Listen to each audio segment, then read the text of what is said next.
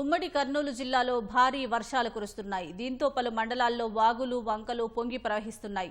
పొలాల్లోకి భారీగా నీరు చేరింది. లోతట్టు ప్రాంతాల్లోని కాలనీలు, ఇళ్లలోకి నీరు చేరడంతో ప్రజలు తీవ్ర ఇబ్బందులు పడ్డారు. పలు ప్రాంతాల్లో వంతెనలపై నుంచి నీరు ప్రవహించడంతో రాకపోకలు నిలిచిపోయాయి.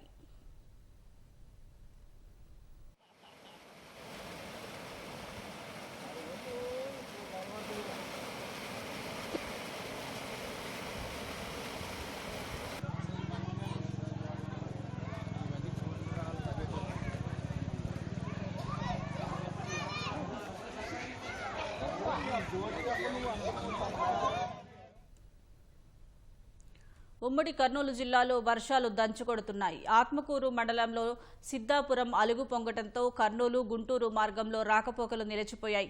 వాహనాలను నంద్యాల, గిద్దలూరు మీదుగా దారి మళ్లించారు. ఆదోని శివారులోని రాంజల చెరువు పొంగటంతో లోతట్టు ప్రాంతాలు జలమయమయ్యాయి.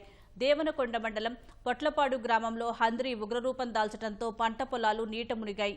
గోనెగండ్ల మండలంలో మల్లెలవాగు ఉప్పొంగింది. దీంతో గంజహళ్లి గ్రామంలోని కాలనీలు నీట మునిగాయి.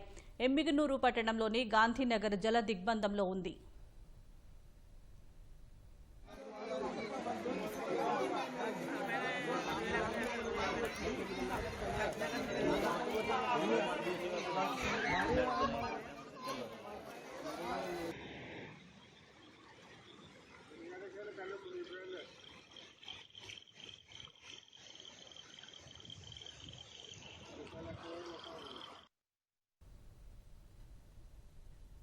రెండు రోజులుగా ఎడతెరిపి లేకుండా కురుస్తున్న భారీ వర్షాలకు గూడూరు తహసీల్దార్ కార్యాలయంలోకి వర్షపు నీరు చేరి కంప్యూటర్లు, టేబుళ్లు, దస్త్రాలు, ఇతర సామాగ్రి తడిచిపోయాయి.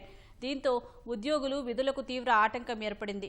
కార్యాలయం శిథిలావస్థకు చేరడంతో పైకప్పు ఎప్పుడు మీద పడుతుందోనని సిబ్బంది, కార్యాలయానికి వచ్చే ప్రజలు భయాందోళనకు గురవుతున్నారు.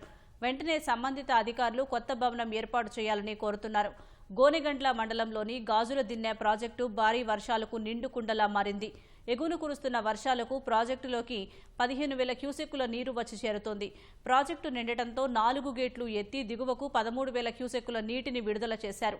ప్రాజెక్టు పరివాహక గ్రామాల ప్రజలను అధికారులు అప్రమత్తం చేశారు.